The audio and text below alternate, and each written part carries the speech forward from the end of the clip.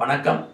2016 December மாதம் கும்பராசி நேயர்களுக்கு என்ன மாதிரியான பலன்கள் நடைபெறும் என்று பார்க்கின்ற பொழுது, உங்களுடைய ராசியிலே செவ்வாயும் கேது பகவானும், உங்களுடைய ராசிக்கு 7ஆம் இடத்திலே ராகு பகவானும், 8ஆம் இடத்திலே குரு பகவானும், உங்களுடைய ராசிக்கு 10ஆம் இடத்திலே சனி பகவானும் சஞ்சாரம் செய்யும் காலங்கள் ஓரளவு சுமாரான பலன் என்று தான் கூற வேண்டும்.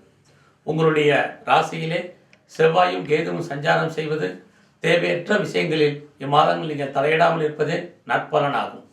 ஏனென்றால் செவ்வாய் உங்கள் ராசிக்கு 3ஆம் அதிபதியும் 10ஆம் அதிபதியும் ஆவார். அவர் உங்களுடைய ராசியிலே சஞ்சாரம் செய்வது புதிய விஷயங்களை கற்பதிலும் புதிய விஷயங்களை தெரிந்து கொள்வதிலும் ஆர்வமும் சிந்தனையும் உங்களுக்கு அதிகரிக்கும். அத்துடன் உங்களுடைய ராசிக்கு 7ஆம் இடத்திலே ராகு பகவான் சஞ்சாரம் செய்வது எதிரிகள் விஷயத்தில் எப்பொழுதும் நாம் ஜாக்கிரதையாக இருத்தல் வேண்டும். குறிப்பாக சக தொழிலாளர்களால் நமக்கு நிறைய பிரச்சனைகள் ஏற்படுவதற்கான வாய்ப்புகள் உண்டு. அதே சமயத்தில் குரு பகவான் உங்களுடைய ராசிக்கு 8ஆம் இடத்தில் சஞ்சாரம் செய்வது சற்று சுமாரான பலன் என்றாலும், உங்களுடைய ராசிக்கு அவர் 2ஆம் அதிபதியும் 11ஆம் அதிபதியும் ஆகி அவர் 8ஆம் இடத்தில் சஞ்சரிப்பது ஓரளவுக்கு எதிர்பாராத தனவரவையும் பணவரவையும் இம்மாதம் உங்களுக்கு உண்டு பண்ணுவார். ஏனென்றால் 8ஆம் இடம் திடீர் அதிர்ஷ்டத்தை கொடுக்கக்கூடிய இடமாகும். அத்துடன் தகப்பனாரின் உடல் ஆரோக்கியத்தில் கவனமாக இருத்தல் வேண்டும். சனி பகவான் 10ஆம் இடத்தில் சஞ்சரிக்கக்கூடிய காலங்களில் உங்களுடைய கௌரவம் அந்தஸ்து புகழ் அதிகரிக்கும். அத்துடன் அரசாங்கத்தால் அனுகூலமான செய்திகளும் சாதகமான விஷயங்களும் நடந்தேறும். மேலும் 5ஆம் இடத்து அதிபதி உங்களுக்கு புதன், அவர் 8ஆம் அதிபதியாக இருப்பதால் காதல் விஷயங்கள் சுமாராகவே இருந்து வரும். ஒரு சிலருக்கு குழந்தை பாக்கியத்தில் நிறைய தடைகள் ஏற்படுவதற்கான வாய்ப்பு உண்டு.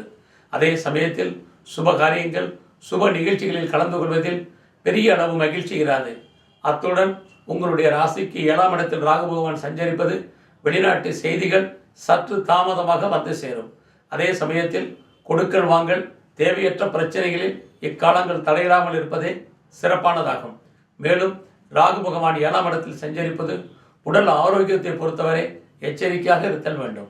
குரு உங்களுடைய ராசிக்கு 8ஆம் இடத்தில் சஞ்சரிக்கும் இக்காலங்களில் குழந்தைகளால் நமக்கு பிரச்சனைகள், போராட்டங்கள், மன வருத்தங்கள், அவர்களால் நமக்கு அசிங்கங்கள், அவமானங்கள் ஏற்படுவதற்கும் சந்தர்ப்பம் அமையும். சனி பகவான் 10ஆம் இடத்தில் சஞ்சரிப்பது அரசாங்க அனுகூலமான விஷயங்கள் மட்டுமல்லாமல் எதிர்பாராத உங்களுக்கு செய்திகளையும் தகவல்களையும் மாதம் கொடுத்தறிவார். அத்துடன் கேது பகவான் உங்களுடைய ராசியில் சஞ்சாரம் செய்வது உங்களை பற்றிய ஒரு வீண் வதந்தி, உங்களை பற்றிய ஒரு அசிங்கங்கள், அவமானங்கள் உங்களை அறியாமலே வெளிப்படுவதற்கான சந்தர்ப்பமும் இக்காலங்களிலே அமையும். நண்பர்களால் உங்களுக்கு சகாயம் ஏற்பட்டால் கூட அவர்களால் சில சமயம் மன வருத்தங்களும் வேதனைகளும் அதிகரிக்கும். வெளிநாடு செல்வதற்கான வாய்ப்பும் இக்காலங்களில் இருந்தால் கூட 7இல் ராகு அந்த பயணத்திலே நிறைய பிரச்சனைகளை உண்டு பண்ணுவார். அத்துடன் லக்னத்திலே உங்களுடைய ராசியிலே கேது பகவானும் செவ்வாயும் சஞ்சரிக்கக்கூடிய காலங்கள் போக்குவரத்துக்கள், வண்டி வாகனங்களில் எச்சரிக்கையாக சென்று வருதல் வேண்டும். குறிப்பாக குரு பகவான் உங்களுடைய ராசிக்கு 8ஆம் இடத்தில் சஞ்சரிக்கும் காலங்களில் உடல் ஆரோக்கியத்தில் அடிவயத்தில் பிரச்சனைகள் ஏற்படாமல் பார்த்துக் கொள்வது நற்பலனை செய்யும். மேலும் ராகு 7ஆம் இடத்தில் சஞ்சரிப்பது வழக்குகள் இருந்தால் வழக்குகள் காலதாமதமாகும். அத்துடன் அரசாங்கத்தால் நமக்கு பிரச்சனைகளை சந்திக்க வேண்டிய காலங்கள் இக்காலங்களிலே ஏற்படும். சனி 10ஆம் இடத்தில் சஞ்சரிக்கும் இக்காலங்கள் நம்முடைய கௌரவம் பாதிக்கப்படாமல் இருப்பதற்கு வாய்ப்புகளை வழங்குவார்.